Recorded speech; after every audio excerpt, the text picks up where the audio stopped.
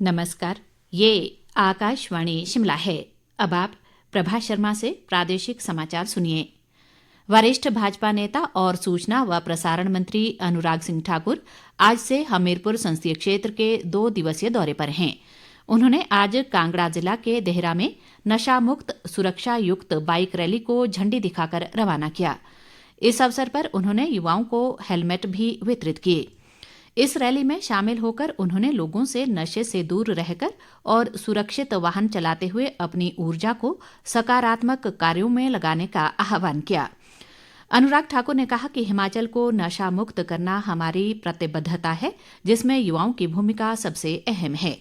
अनुराग ठाकुर ने कहा कि सड़क सुरक्षा सामूहिक जिम्मेदारी का विषय है और इसके प्रति सभी को जागरूक होना बेहद जरूरी है। पत्रकारों से अनौपचारिक बातचीत में उन्होंने भारतीय जनता पार्टी द्वारा हमीरपुर संसदीय क्षेत्र से 5वीं बार लोकसभा चुनाव के लिए प्रत्याशी बनाने पर पार्टी के शीर्ष नेतृत्व का आभार व्यक्त किया है। अनुराग ठाकुर ने प्रधानमंत्री नरेंद्र मोदी, गृह मंत्री अमित शाह और भाजपा के राष्ट्रीय अध्यक्ष जेपी नड्डा सहित केंद्र व प्रदेश के नेतृत्व का भी आभार जताया है।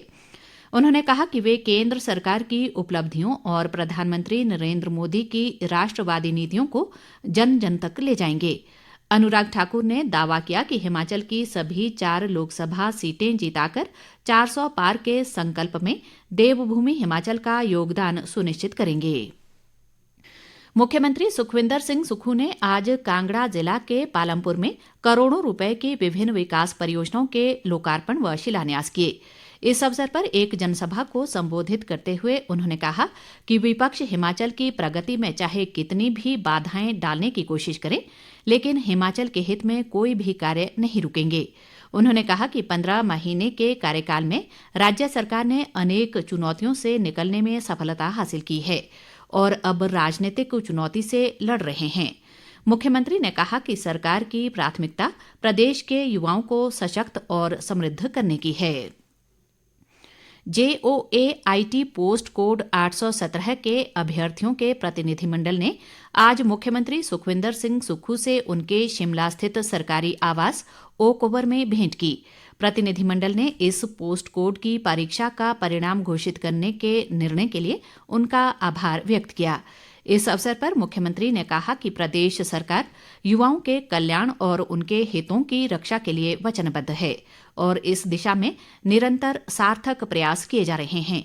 उन्होंने कहा कि JOAIT परीक्षा का परिणाम घोषित करने के दृष्टिगत प्रदेश सरकार ने विभिन्न कानूनी पहलुओं का अध्ययन किया और विधि विशेषज्ञों का परामर्श भी लिया।